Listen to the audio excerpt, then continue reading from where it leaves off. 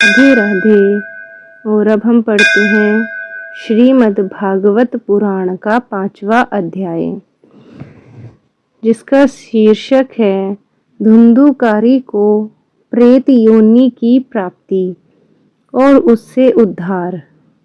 सूत जी कहते हैं, शौनक जी, पिता के वन चले जाने पर एक दिन धुंधुकारी ने अपनी माता को बहुत पीटा और कहा, बता धन कहाँ रखा है, नहीं तो मैं अभी तेरी लुआठी जलती लकड़ी लेकर खबर लूंगा।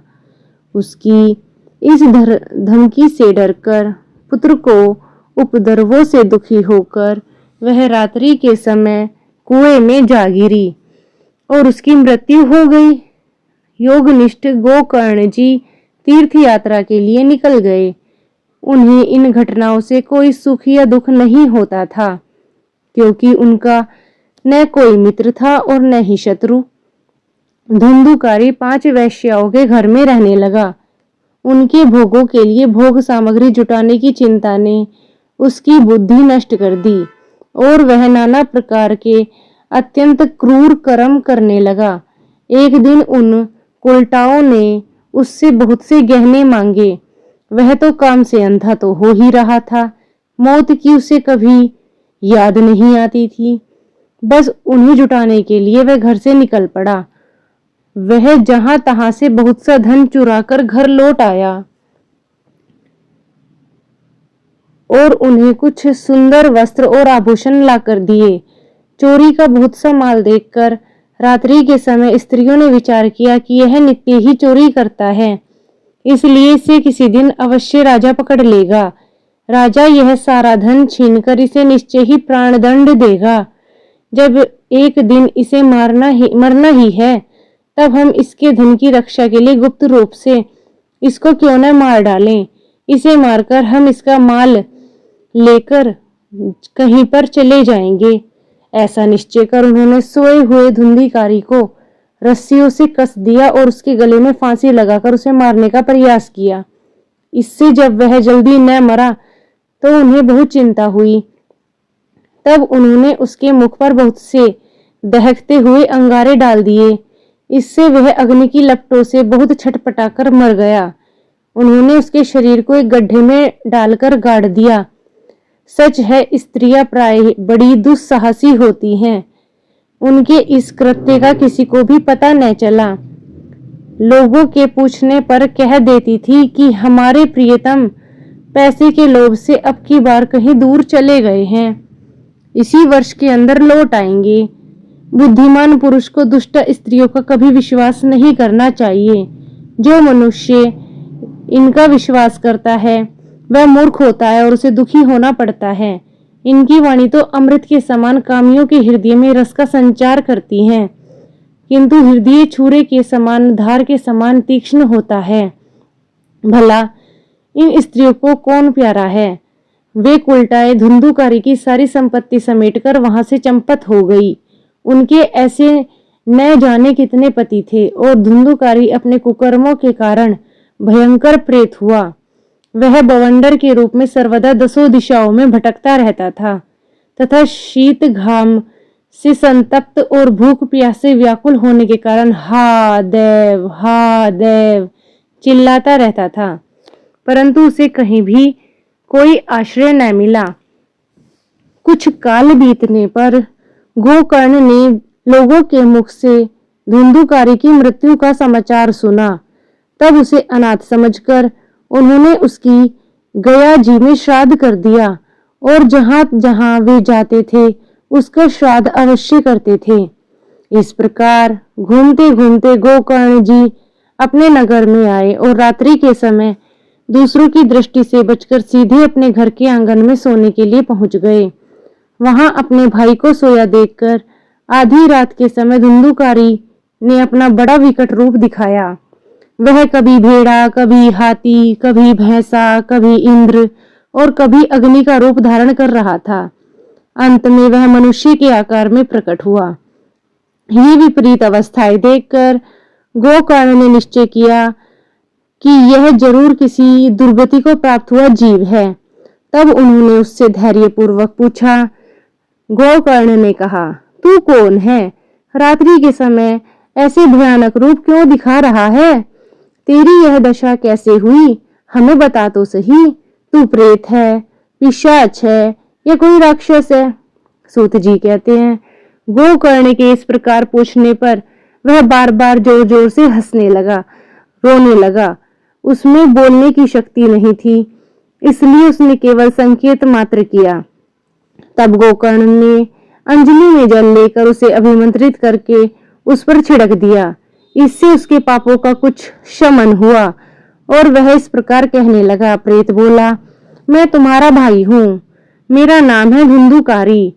मैंने अपने ही दोष से अपना ब्राह्मणत्व नष्ट कर दिया है। मेरे कुकर्मों की गिनती नहीं की जा सकती है। मैं तो महान अज्ञान में चक्कर काट रहा था, इसी से मैंने लोगों की बड़ी हिंसा भी की है। अंत में उल्टा स्त्रियों ने मुझे तड़पा तड़पा कर मार डाला है। इसी से अब मैं प्रेत योनि में पड़कर इस दुर्दशा को भोग रहा हूँ।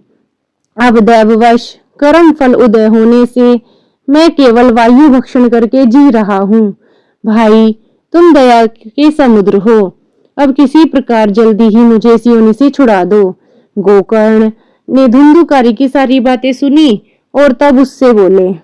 गोकर्ण ने कहा, भाई, मुझे इस बात का बड़ा आश्चर्य है कि मैंने तुम्हारे लिए विधि पूर्वक गया जी में पिंडदान किया था, फिर भी तुम प्रेत योनि से मुक्त कैसे नहीं हुए? यदि गया श्राद्ध से भी तुम्हारी मुक्ति नहीं हुई, तब इसका और कोई उपाय ही नहीं है। अच्छा, तुम सब बात खोलकर कहो, मुझे अब क्या करना चाहिए? प्रेत ने कहा, मेरी मुक्ति सैकड़ों गया श्राद्ध करने से भी नहीं हो सकती। अब तो तुम इसका कोई और उपाय सोचो। प्रेत की यह बात सुनकर गोकर्ण को बड़ा आश्चर्य हुआ। वे कहने लगे, यदि सैकड़ों गया श्राद्धों से भी तुम्हारी मुक्ति नहीं हो सकती, तब तो तुम्हारी मुक्ति असंभव ही है। अच्छा, अभी तो तुम निर्भय होकर अपने स्थान पर रहो, मैं विचार करके तुम्हारी मुक्ति के लिए कोई दूसरा उपाय करूंगा। गोकर्ण की आज्ञा पाकर धुंधुकारी वहां से अपने स्थान पर चला आया। इधर गोकर्ण ने रात भर विचार किया, तब भी उन्हें कोई उपाय नहीं सूझा। प्रातःकाल उनको आया देखकर लोग प्रेम से उनसे मिलने के लिए आए। तब गोकर्ण ने रात में जिस प्रकार कुछ हुआ था वह सब उन्हें सुना दिया। उनमें जो लोग विद्वान, योगनिष्ठ, ज्ञानी और वेदज्ञ थे, उन्होंने भी अनेक शास्त्रों को उलट पलट कर देखा, तब तो भी उसकी मुक्ति का कोई उपाय नहीं मिला। तब सबने यही निश्चय किया कि इस विषय में सूर्य नारायण जो आज्ञा करेंगे वही करना चाहिए। अतः गोकर्ण ने अपने तपोबल से सूर्य की गति को रोक दिया। उन्होंने स्तुति की, भगवान, आप सारे संसार के साक्षी हैं, मैं आपको नमस्कार करता हूँ। आप मुझे कृपा करके धुंधुकारी की मुक्ति का साधन बताइए। गोकर्ण की यह प्रार्थना सुनकर सूर्यदेव ने दूसरे ही स्पष्ट शब्दों में कहा, श्रीमद् भागवत से मुक्ति हो सकती है, इसलिए तुम उसका सप्ताह पारायण करो।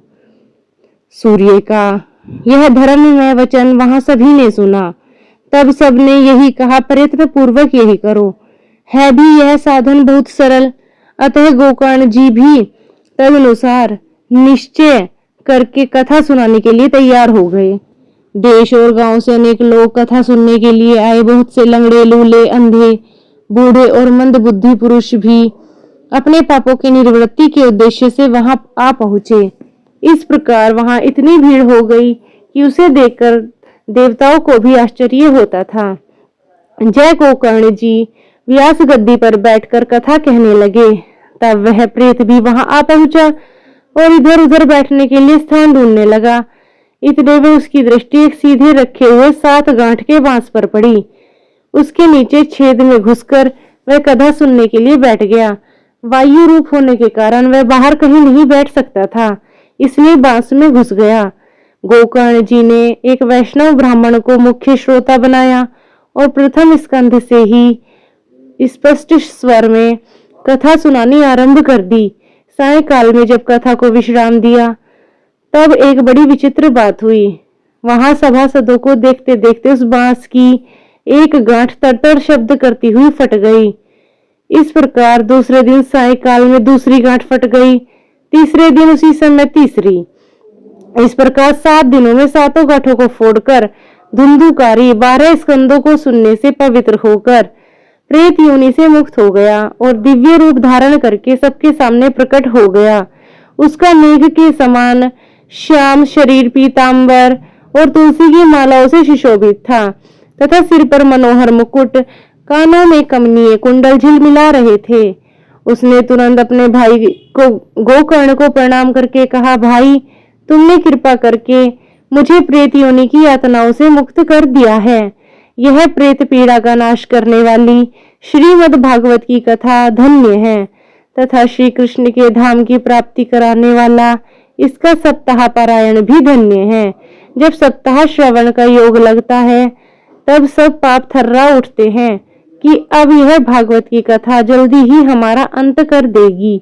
जिस प्रकार आग गीली, सूखी, छोटी बड़ी सब तरह की लकड़ियों को जला डालती है, उसी प्रकार सप्ताह श्रवण मन, वचन और कर्म द्वारा किए हुए नए पुराने छोटे बड़े सभी प्रकार के पापों को भस्म कर देता है। विद्वान ने देवताओं की सभा में कहा कि जो लोग इस भारतवर्ष में श्रीमद् भागवत की कथा नहीं सुनते, उनका जन्म वृथा ही है। भला मोहपूर्वक लालन पालन करके यदि इस अनित्य शरीर को हष्ट पुष्ट और बलवान भी बना लिया तो भी श्रीमद् भागवत की कथा सुनने बिना इसे क्या लाभ हुआ। अस्थियां ही इस शरीर के आधार का स्तंभ है। नस नाड़ी रूप रस्सियों से बंधा यह हुआ है। ऊपर से इस पर मांस और रक्त थोपकर इसे चरम से मढ़ दिया गया है। इसके प्रत्येक अंग में से दुर्गंध आती है, क्योंकि है तो यह मलमूत्र का भांड ही। वृद्धावस्था और शोक के कारण परिणाम में दुखमय हो रहा है। रोगों का तो घर ही ठहरा। यह निरंतर किसी न किसी कामना से पीड़ित रहता है। कभी इसकी तृप्ति नहीं होती। इसे धारण किए रहना भी एक भार ही है। इसके रोम रोम में दोष भरे हुए हैं और नष्ट होने में इसे एक क्षण भी नहीं लगता। अंत में इसे गाड़ दिया जाता है तो इसके कीड़े बन जाते हैं, तो कोई पशु खा जाता है, तो यह विष्ठा हो जाता है और अग्नि में जला दिया जाता है तो भस्म की ढेरी हो जाता है। ये 3 ही इसकी गतियां बताई गई हैं। ऐसे अस्थि पर शरीर से मनुष्य अविनाशी फल देने वाला काम क्यों नहीं बना लेता। जो अन्न प्रातः काल पकाया जाता है वह साय काल तक बिगड़ जाता है, फिर उसी के रस से पुष्ट हुए इस शरीर की नित्यता कैसी। इस लोक में सप्ताह श्रवण करने से भगवान की शीघ्र ही प्राप्ति हो सकती है। अतः सब प्रकार के दोषों की निवृत्ति के लिए एकमात्र यही साधन है। जो लोग भागवत की कथा से वंचित हैं, वे तो जल में बुदबुदे और भागवत की कथा से वंचित है तो वे जल में बुदबुदे और जीवों में मच्छरों के समान केवल मरने के लिए ही पैदा हुए हैं। भला जिसके प्रभाव से जड़ और सूखे हुए बांस की गांठ फट सकती है, उस भागवत कथा का श्रवण करने से चित्त की गांठों का खुल जाना कौन सी बड़ी बात है। सप्ताह श्रवण करने से मनुष्य के हृदय की गति सभी गांठें खुल जाती हैं। उसके समस्त संशय छिन्न भिन्न हो जाते हैं, सारे कर्म क्षीण हो जाते हैं। भागवत कथा तीर्थ संसार के कीचड़ धोने में काम करती है। विद्वानों का कथन है कि जब यह हृदय में स्थित हो जाता है तब मनुष्य मुक्ति निश्चित ही समझनी चाहिए। जिस समय धुंधुकारी ये सब बातें कह रहा था, जिसके लिए वैकुंठवासी पापर्दों के सहित सभी पार्षदों के साथ एक विमान से उतरा, उससे सब और मंडलाकार प्रकाश फैल रहा था। सब लोगों के सामने धुंधुकारी उस विमान पर चढ़ गया। तब उस विमान पर आए हुए पार्षदों को देखकर उनसे गोकर्ण की बात कही गई। गोकर्ण ने पूछा, भगवान के प्रिय पार्षदों, यहाँ तो हमारे अनेकों शुद्ध हृदय श्रोतागण हैं, उनके सबके लिए आप लोग एक साथ बहुत से विमान क्यों नहीं लाए। हम देखते हैं कि यहाँ सभी ने समान रूप से कथा सुनी है, फिर फल में इस प्रकार का भेद क्यों हुआ, यह बताइए। भगवान के सेवकों ने कहा, हे मानस, इस फल भेद के कारण है, इनको श्रवण का भेद ही है। यह ठीक है कि श्रवण तो सबने समान रूप से किया है, किंतु इसके जैसा मनन नहीं किया। इसी से एक साथ भजन करने पर भी उसके फल में भेद रहा। इस प्रेत ने 7 दिनों तक निराहार रहकर श्रवण किया है तथा सुने हुए विषय का स्थिर चित्त से यह खूब मनन निधिध्यासन भी करता रहता था। जो ज्ञान दृढ़ नहीं होता वह व्यर्थ होता है। इसी प्रकार ध्यान न देने से, श्रवण का, संदेह से, मंत्र का और चित्त के इधर उधर भटकते रहने से जप का कोई फल नहीं होता। वैष्णवहीन देश, अपात्र को कराया हुआ श्राद्ध का भोजन, अश्रोत्रिय को दिया हुआ दान और आचारहीन कुल, इन सब का नाश हो जाता है। गुरु वचनों में विश्वास, दीनता का भाव, मन के दोषों पर विजय और कथा में चित्त की एकाग्रता आदि नियमों का यदि पालन किया जाए तो श्रवण का यथार्थ फल मिलता है। यदि ये श्रोता फिर से श्रीमद् भागवत की कथा सुने तो निश्चय ही सबको वैकुंठ की प्राप्ति होगी और गोकर्ण जी आपको तो भगवान स्वयं आकर गोलोक धाम में ले जाएंगे। यूं कहकर वे सब पार्षद हरि कीर्तन करते हुए वैकुंठ लोक में चले गए। श्रावण मास में गोकर्ण जी ने फिर उसी प्रकार सप्ताह क्रम में कथा कही और उन श्रोताओं से ने उसे फिर सुना। नारद जी इस कथा की समाप्ति पर जो कुछ हुआ वह सुनिए। वहां भक्तों से भरे हुए विमानों के साथ भगवान प्रकट हुए। सब ओर से खूब जय जयकार और नमस्कार की ध्वनियां होने लगी।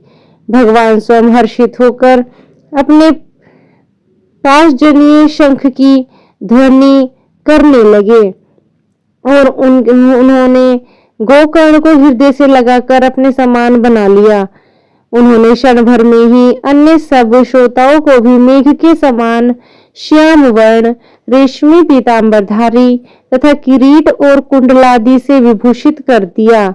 उस गांव में कुत्ते और चांडाल पर्यंत जितने भी जीव थे वे सभी गोकर्ण जी की कृपा से विमानों पर चढ़ा लिए गए तथा जहाँ योगी जन जाते हैं उस भगवत धाम में वे भेज दिए। इस प्रकार भक्त वत्सल भगवान श्री कृष्ण कथा श्रवण से प्रसन्न होकर गोकर्ण जी को साथ ले अपने ग्वाल बालों के प्रिय गोलोक धाम में चले गए। पूर्व काल में जैसे अयोध्यावासी भगवान श्री राम के साकेत धाम सिधारे थे, उसी प्रकार भगवान श्री कृष्ण उन सबको योगी दुर्लभ गोलोक धाम को ले गए, जिस लोक में सूर्य, चंद्रमा और सिद्धांतों की भी कभी गति नहीं हो सकती। उसमें वे श्रीमद् भागवत का श्रवण करने चले गए। नारद जी सप्ताह यज्ञ के द्वारा कथा श्रवण करने से जैसा उज्जवल फल संचित होता है उसके विषय में हम आपसे क्या कहें। अजी जिन्होंने अपने कर्ण पुट से गोकर्ण जी की कथा के एक अक्षर का भी पान कर लिया वे फिर माता के गर्भ में नहीं आए। जिस गति को लोग वायु, जल या पत्ते खाकर शरीर सुखाने से, बहुत काल तक घोर तपस्या करने से और योगाभ्यास से भी नहीं पा सकते, उसे वे सप्ताह श्रवण से सहज में ही प्राप्त कर लेते हैं। इस परम पवित्र इतिहास का पाठ चित्रकूट पर विराजमान मुनीश्वर शांडिल्य भी ब्रह्मानंद में मगन होकर करते रहते हैं। यह कथा बड़ी ही पवित्र है। एक बार के श्रवण से ही समस्त पाप राशि को भस्म कर देती है। यदि इसका श्राद्ध के समय पाठ किया जाए तो इससे पितृगण को बड़ी तृप्ति होती है और नित्य पाठ करने से मोक्ष की प्राप्ति होती है। राधे राधे। पंचम अध्याय समाप्तम। श्री कृष्ण गोविंद हरे मुरारी।